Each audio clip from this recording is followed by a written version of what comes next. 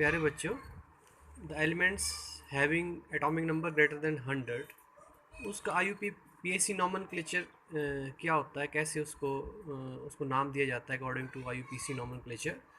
तो इसके क्या रूल्स हैं, इसको हम आगे टॉपिक लेंगे। इसको जो इनका एटॉमिक नंबर होता है एलिमेंट्स का, उसके जो डिजिट्स होते हैं उनके लिए अलग अलग रूट नेम जो है दिया जाता है, और उस रूट के नेम के बेसिस पे जो है हम IUPAC नेम जो डिसाइड करते हैं।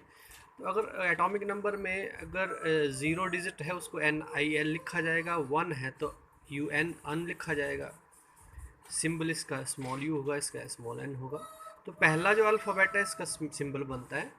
2 होगा तो बाय, बी इसका सिंबल है। 3 होगा ट्राई लिखा जाएगा नाम में। 4 अगर डिजिट जो एटॉमिक नंबर में क्वाड लिखा जाता है, क्यू इसका सिंबल है। 5 है तो पेंट है। 6 है तो हेक्स लिखा जाएगा, H सिंबल है। 7 हो तो सेप्ट होता है, S सिंबल है। 8 है तो ऑक्ट। 9 है तो N, E इसका सिंबल।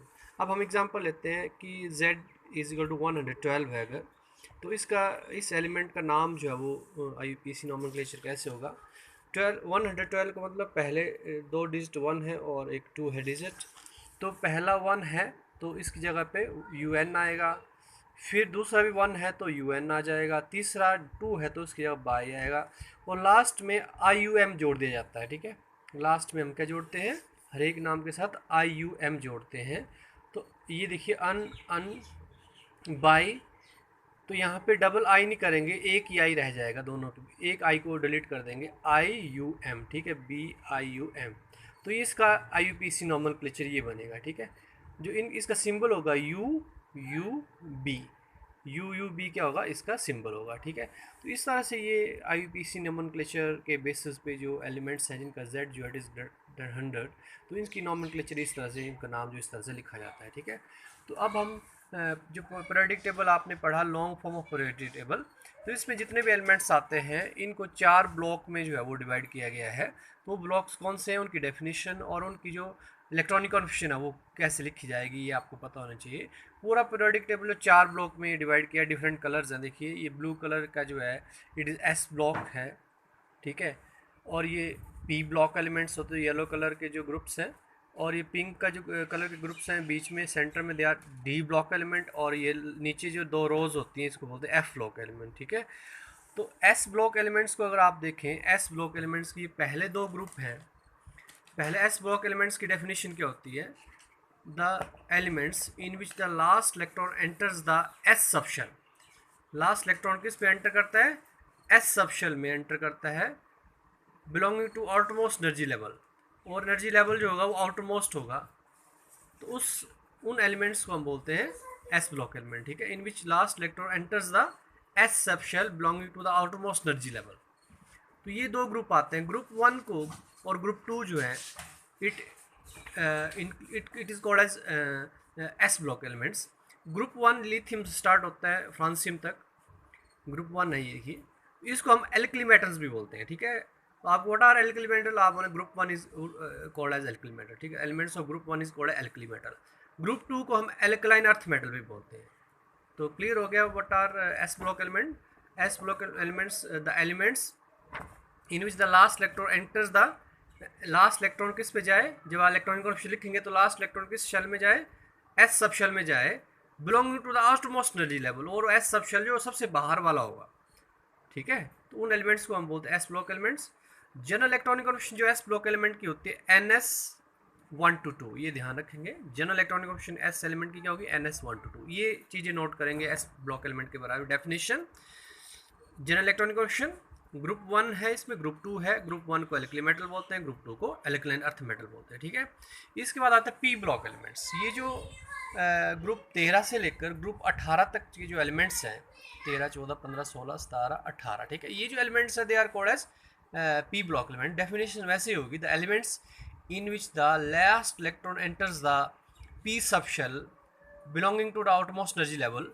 जो मेन शेल का जो मेन शेल जो आउटरमोस्ट होगा सबसे बाहर वाला होगा, और P सब शेल में लास्ट इलेक्ट्रॉन जाएगा।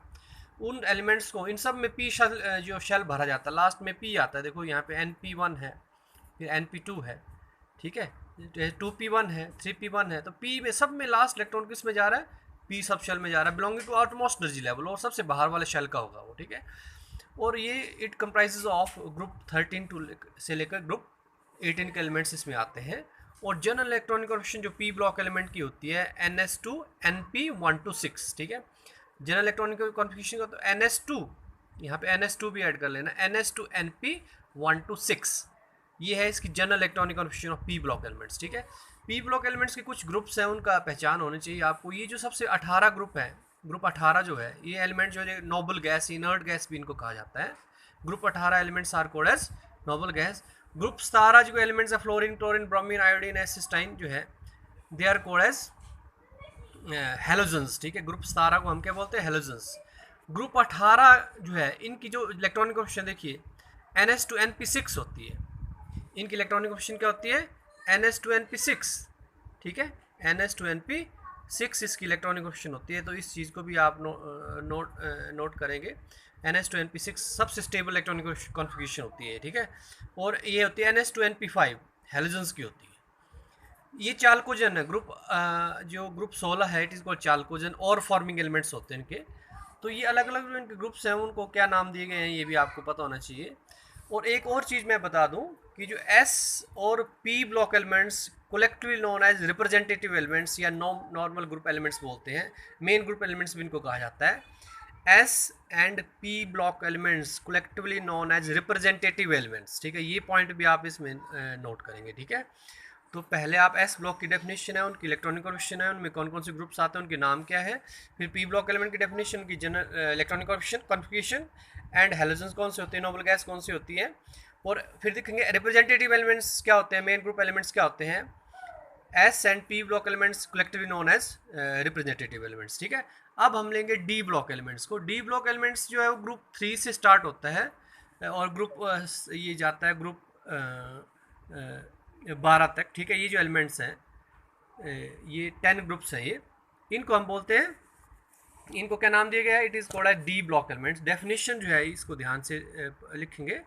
The elements in which the last electron enters the D sub shell belonging to the penultimate energy level, ठीक है। ये बाहर वाला तो NS होता है, NS में N मीन्स वैलेंस शेल, ठीक है। N-1D का मतलब बाहर वाले से अंदर वाला शेल।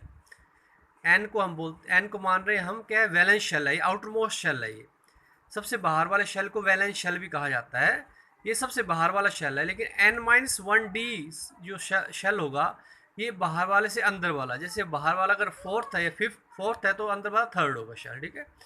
तो जिसमें इलेक्ट्रॉन तो एंटर करेगा डी सब शेल में, but belonging to the penultimate energy level, second but last, ठीक है। लास्ट से सेकंड बट लास्ट, पेनल्टीमेट को हम क्या बोलते हैं? Second but last, second last बोल सकते हैं हम, ठीक है। तो in the elements in which last electron enters the D sub shell belonging to the penultimate energy level, that is second but last जो शेल है उसको बिलोंग करेगा वो, that is called as D block elements.